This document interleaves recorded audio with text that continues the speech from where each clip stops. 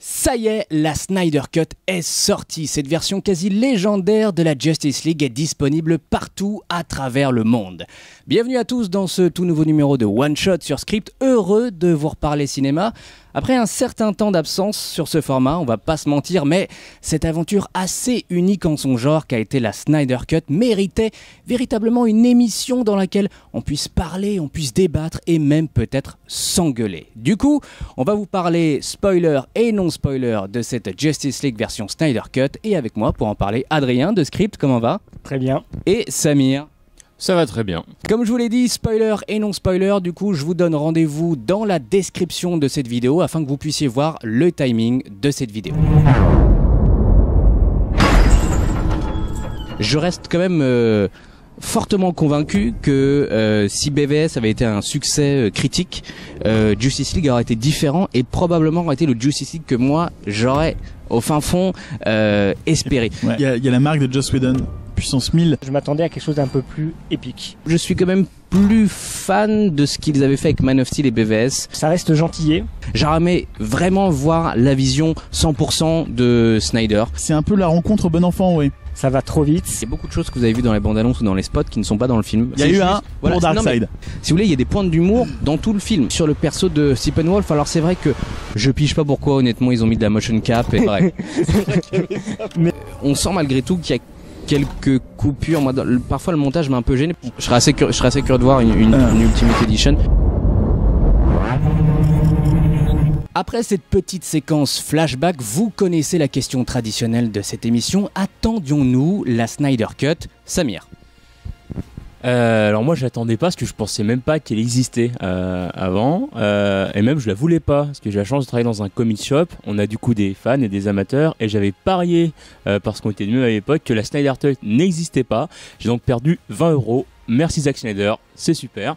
Et non franchement je m'attendais pas et quand ça a été annoncé je me suis juste dit ah je sais pas, est-ce qu'ils vont pas faire une petite série, je savais pas quoi penser, c'était quelque chose qui sortait tellement de l'ordinaire, une espèce d'ovni que je peux pas dire je l'attends, j'avais aucune attente mais je l'attendais pour voir ce que ça pouvait être en fait.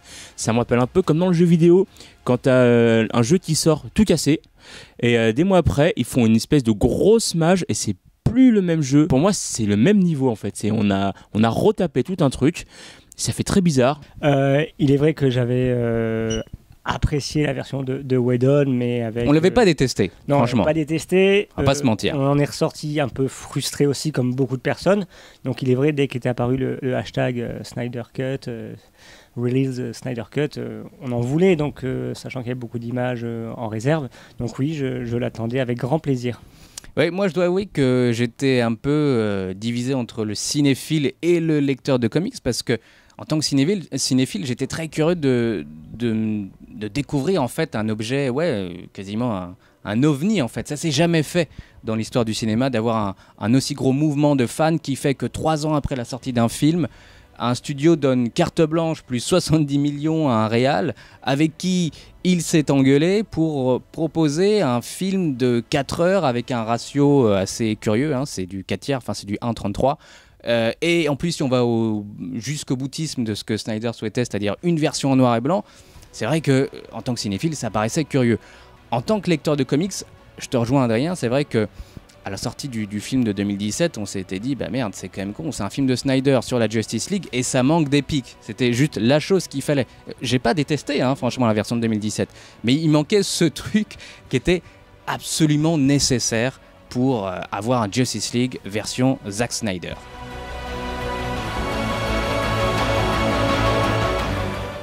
Toujours dans la partie non-spoiler, qu'est-ce qu'on a globalement pensé du film? Alors, si vous nous suivez sur les réseaux sociaux, je vais réitérer plus ou moins ce que je vous ai dit. Si, à mon sens en tout cas, si vous avez aimé Man of Steel, Batman vs Superman, 300, Watchmen, surtout les parties avec le Dr Manhattan, vous allez forcément adorer ce film. Si vous détestez Snyder depuis quasiment son arrivée à Hollywood, je crois que les 4 heures vont vous paraître assez curieuses parce que cette version Snyder Cut, c'est vraiment du Snyder jusqu'au boutisme en fait, hein. C'est la symphonie Snyder, il est à peu près partout sur l'orchestre. Il va au fin fond de sa vision avec toutes ses qualités et tous ses défauts. Mais moi, ce qui m'intéresse plus, c'est de savoir ce que vous en avez pensé, si vous n'êtes pas du tout fan de films de super-héros, parce que je crois justement que l'équilibre de ce film, parce qu'à mon sens, c'est le Snyder le plus équilibré, permet quand même à des néophytes d'apprécier le long métrage. Adrien, qu'est-ce que toi t'en as pensé? C'est vrai que cet objet visuel, pour reprendre un peu ton expression, est 4 heures très intéressante. L'objet en lui-même est très réussi. On sent la différence par rapport à ce qu'a fait Whedon et ce qui était sorti en 2017. Une cohérence avec les 2 films précédents. Donc là, on peut parler de vraie trilogie, à mon sens. Et un apport sur des personnages très très plaisants, parce que voilà, on prend le temps de nous mettre en avant des personnages qui avaient été cutés ou franchement mis de côté dans la version précédente.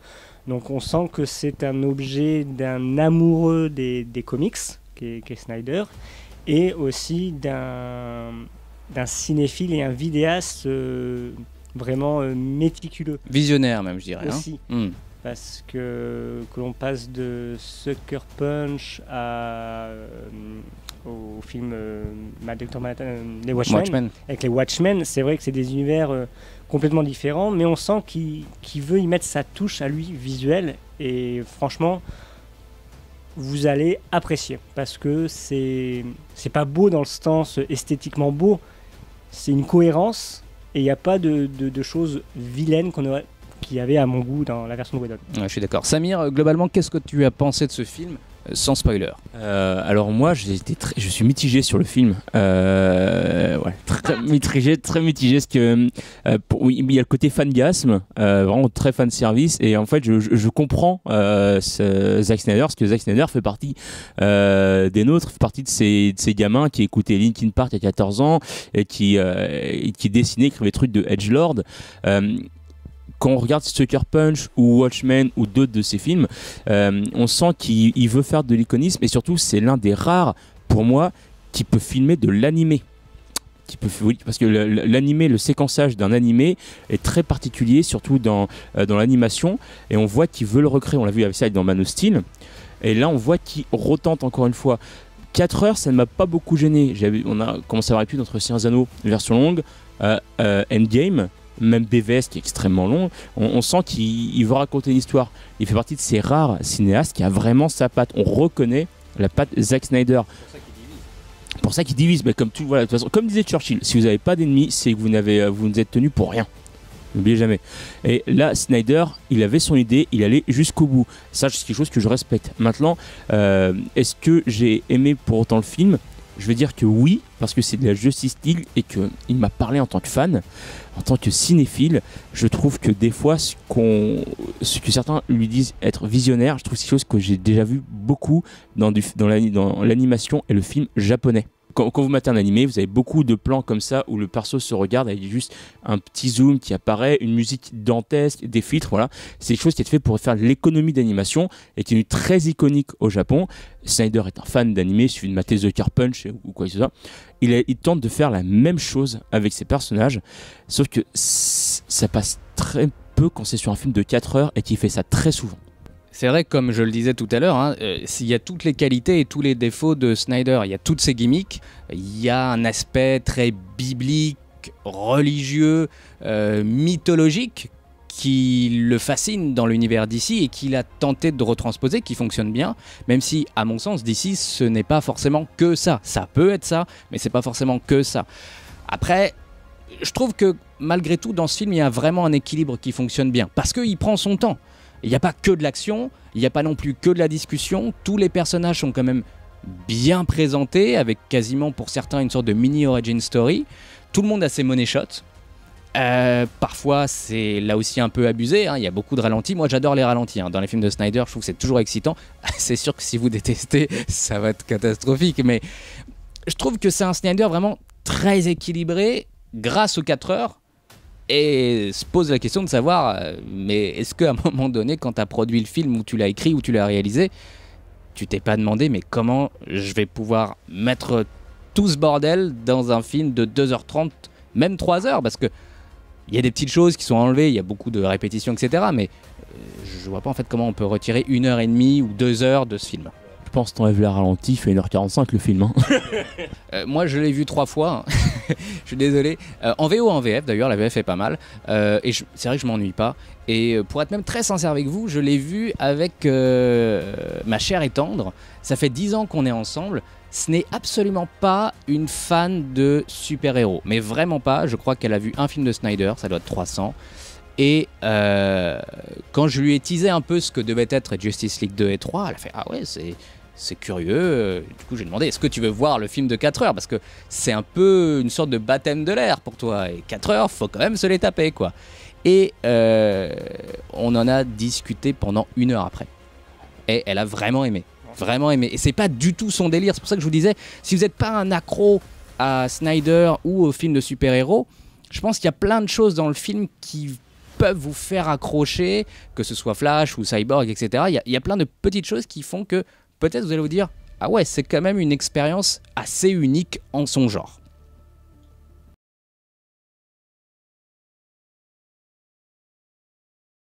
La difficulté d'un film de groupe, c'est toujours trouver l'équilibre. Et dans cette Justice League, il y a des personnages et des figures mythologiques, comme on le disait, assez fortes, très importantes. Quel a été votre personnage favori dans cette Justice League Commençons par Adrien. Bah, notre ami Henry Cavill et Superman, quoi. J'ai surkiffé. Alors, franchement, j'ai adoré. Je suis étonné parce que autant je trouve que globalement, il y a beaucoup de nouveautés pour la plupart des personnages dans ce Justice League. Par contre, je trouve que pour Cavill, il n'y a rien de nouveau. Enfin, je veux dire, toutes les scènes de Cavill sont à peu près les mêmes que dans la version Whedon. Je sais pas pourquoi, je l'ai redécouvert en fait dans ce film-là. Pour moi, il a un putain de charisme. La façon dont peut-être que ça a été remonté ou que ça a été remis en avant avec quelques ajouts aussi de scènes dans le vaisseau. Et le black suit est super cool. J'aime beaucoup le personnage et là je me dis ouais, Cavill c'est quand même l'acteur qui après Christopher Reeve tient le mieux, il n'y en a pas eu beaucoup non plus, point de vue cinéma, mais qui tient le mieux le personnage et il est fait pour ça. Donc en 1 oui, Superman. Et en 2, je dirais quand même Steppenwolf, que là je redécouvre aussi et qui m'a emballé. J'ai vraiment redécouvert Wonder Woman. Ah ouais. Je trouve que ouais, alors j'ai pas vu le 84 encore. J'attends qu'il sorte en VOD parce qu'on achète les films. J'ai pas eu, mais là je l'ai vraiment redécouverte et c'était génial qu'elle me parle moins. Il voulait vraiment dans le Whedon Cut, il y avait trop de rapport au premier Wonder Woman, enfin au film Wonder Woman. Et arrêtez pas de parler de Steve Trevor. J'ai connu un mec, je sais pas si vous vous rappelez, c'était tout le temps ça. Et ça enlevait, je trouvais, ça faisait juste côté héroïne de drame. Et ça m'énervait un peu. Là, on retrouve vraiment la guerrière Wonder Woman, la chef de guerre en fait. Celle qui mène la patronne, celle qui mène les alliances humaines au combat. Et je trouve ça même plus que Batman, je trouve. Ouais. Voilà. Et Aquaman, j'adore Jason Momoa en fait, mais c'est vraiment, et là c'est complètement subjectif. J'adore Jason Momoa. Dès que je vois ce type, je souris. Il me rend heureux. Et voilà, je suis désolé. Et il y a beaucoup plus de scènes du coup Jason Momoa, dont des scènes torse nu. On n'a pas assez de Jason Momoa torse nu. Merci Zack Snyder. Et voilà, c'est vraiment ces deux personnages, mais Wonder Woman en top. Et n'oublions pas que l'alcool, c'est avec modération. Oui, parce que franchement, c'est vraiment un Aquaman super alcoolo. Hein. D'ailleurs, ma copine me fait, mais à la fin, elle me fait, mais il boit tout le temps comme ça, Aquaman. Je fais de l'eau, mais pas de l'alcool. Moi, je sais pas en fait quel est le personnage qui m'a plu le plus. En fait, je me pose plutôt la question de celui qui m'a plu le moins. Parce que tous les personnages ont vraiment encore une fois leur petite scène, leur money shot, même les second ou troisième persos. Typiquement, la mère de Wonder Woman, de Diana, je trouve que toutes les scènes sur Themyscira, elles sont géniales. Le père de Cyborg, je trouve qu'il est émouvant. Alfred, je trouve qu'il y a des scènes plutôt chouettes. Même Joker, etc. Enfin, il y a plein de choses. Donc, même Batman, que je trouve parfois un peu ridicule, typiquement quand il est allongé sur l'herbe, quand Kal-El ressuscite, où je trouve qu'il est complètement ridicule et on dirait que le mec c'est Bibendum. Je trouve quand même qu'il a des scènes sacrément badass dans sa Batmobile là, quand il détruit tous les paradémons. Donc je sais pas, je vais pas être très original, mais je vais dire Cyborg et Flash parce que je trouve que c'est des personnages qui sont radicalement différents dans la Snyder Cut, surtout pour pour Cyborg, alors là c'est le jour et la nuit quoi. Ça n'a rien à voir. Je peux comprendre Ray Fisher qui était un peu vénère parce que clairement il y a et d'un côté je comprends aussi pourquoi ils ont coupé les scènes, mais bon son origin story je trouve est assez émouvante, et même les petites séquences où il rajoute des sous dans un compte bancaire, je trouve que ça raconte plein de choses sur le monde d'aujourd'hui, et ça en fait je trouve un personnage fascinant, mais encore une fois, il y a un super équilibre dans les personnages, et il n'y en a pas véritablement un qui vole la vedette par rapport à un autre. Franchement, en toute sincérité, mis à part peut-être Batman, au final, où tu te dis, bah, face à des gens qui ont des super pouvoirs, mis à part tes sous, ça sert pas à grand-chose, quoi.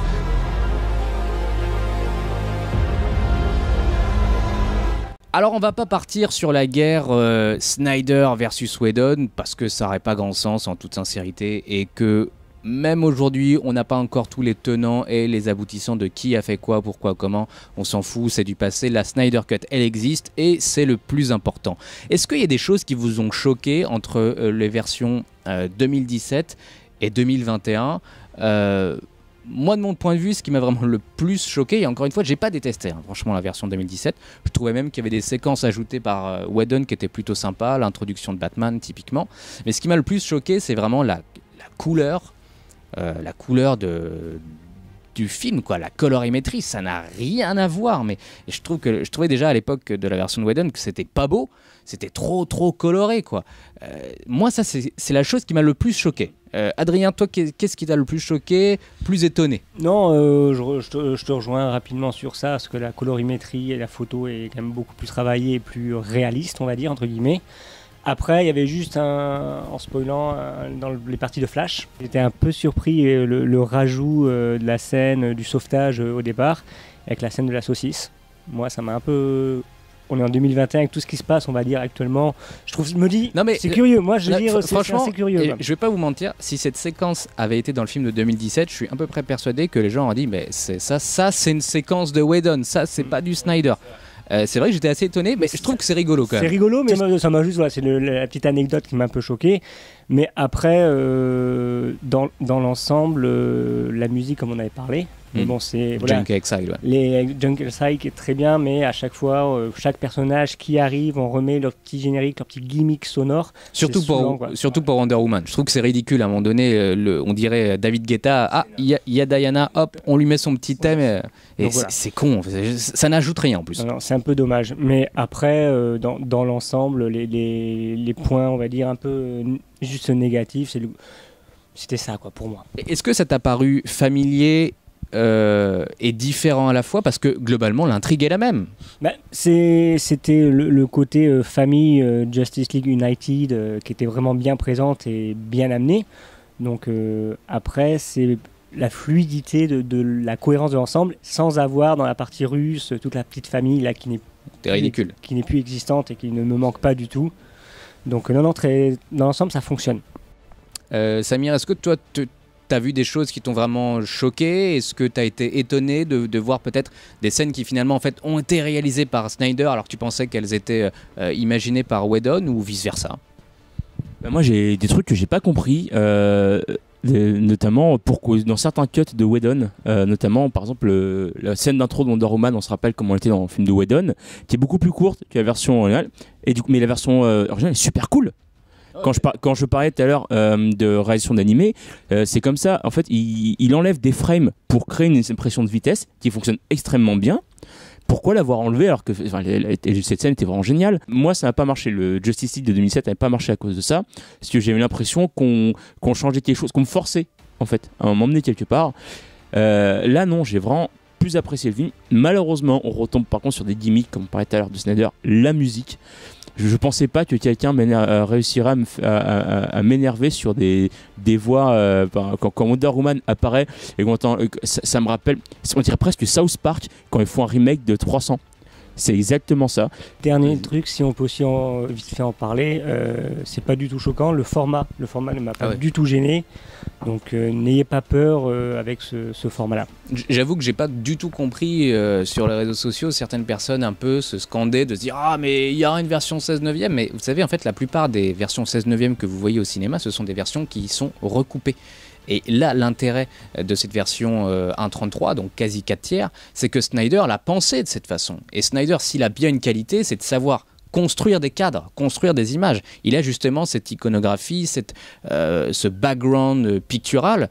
Du coup, il a construit son cadre de cette manière. Si vous voulez voir une version 16:9, en ce cas-là, vous zoomez sur votre télé et là, vous allez voir qu'il y a beaucoup de choses qui vont être coupées et qui sont bien dommages en fait.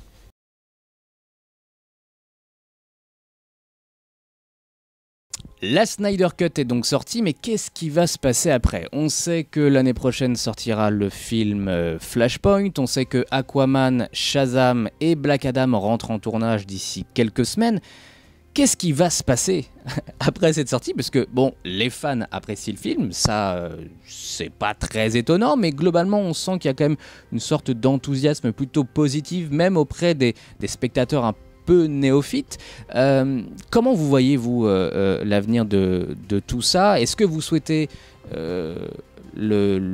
revoir l'univers de Snyder porté sur les écrans par ce même réalisateur sur HBO Max ou au cinéma? Est-ce que vous vous dites, bon bah non, à un moment donné, il faut avancer, merde, on va pas faire tout le temps des retours en arrière constants, sinon dans 10 ans on y est encore. Vous voyez comment, vous, cet avenir de DC au ciné?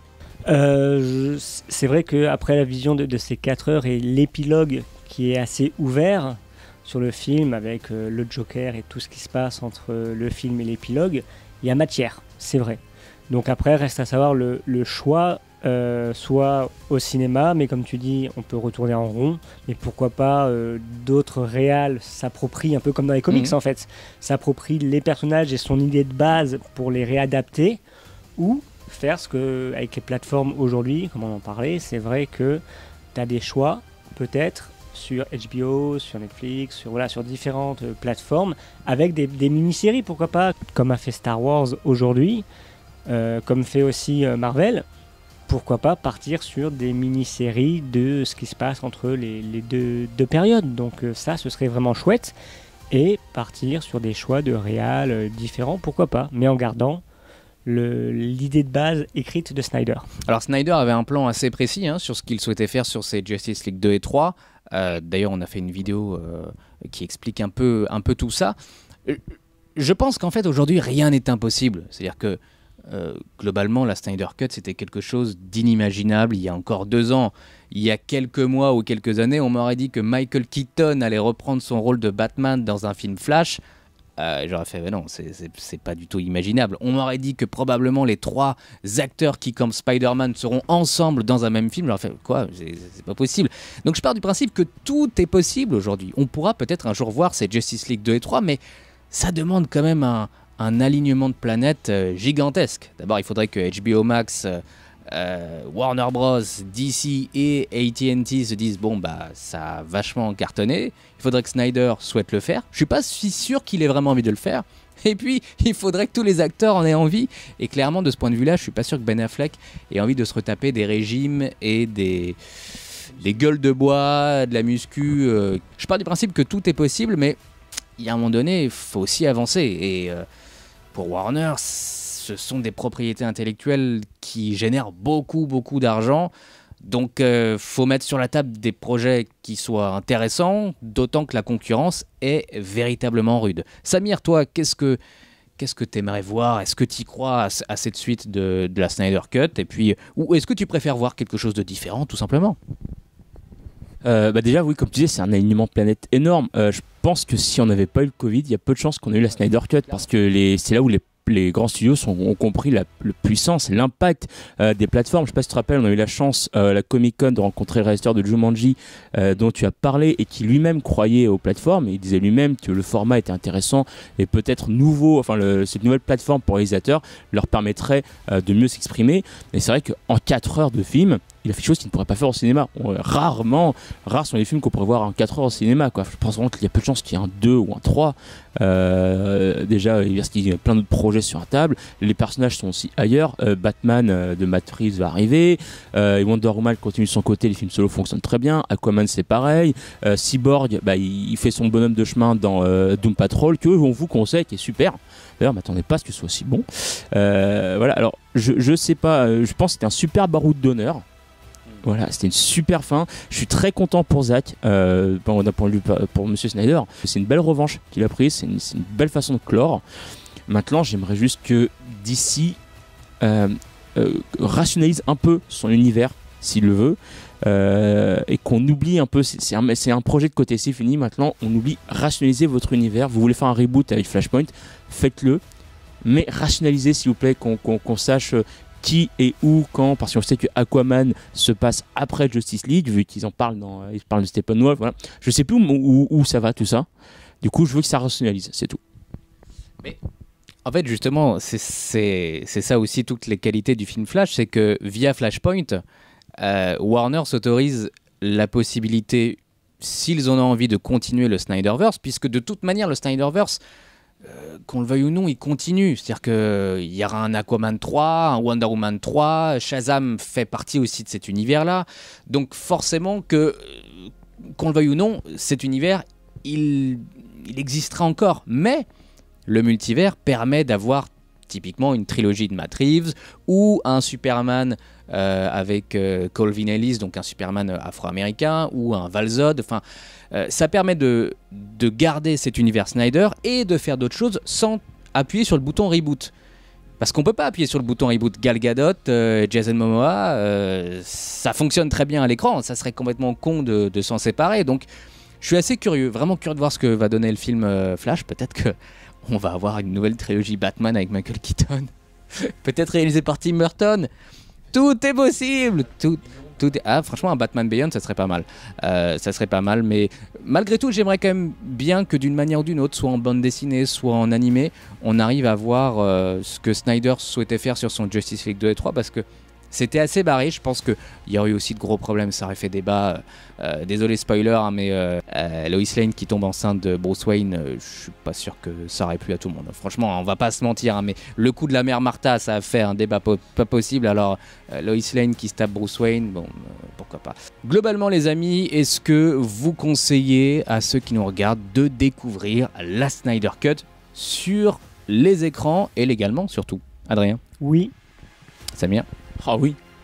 Et ben voilà, moi aussi je vous le conseille tout simplement parce que c'est une aventure assez unique en son genre, mais vraiment en toute sincérité, voyez-le légalement, ça coûte 14 €, vous pouvez le voir autant de fois que vous le souhaitez avec vos amis, ou bien attendez le DVD Blu-ray si vous souhaitez. Ou la location à la fin du mois. Ou à la location à la fin du mois, ça coûtera 5 balles. Bref, merci à vous. Merci. Et merci à vous. N'hésitez pas à vous abonner, à nous suivre sur tous les réseaux sociaux, Facebook, Instagram, Twitter et même TikTok. Bref, et à très bientôt pour un nouveau numéro de One Shot, peut-être même pour Justice League 2 dans 20 ans.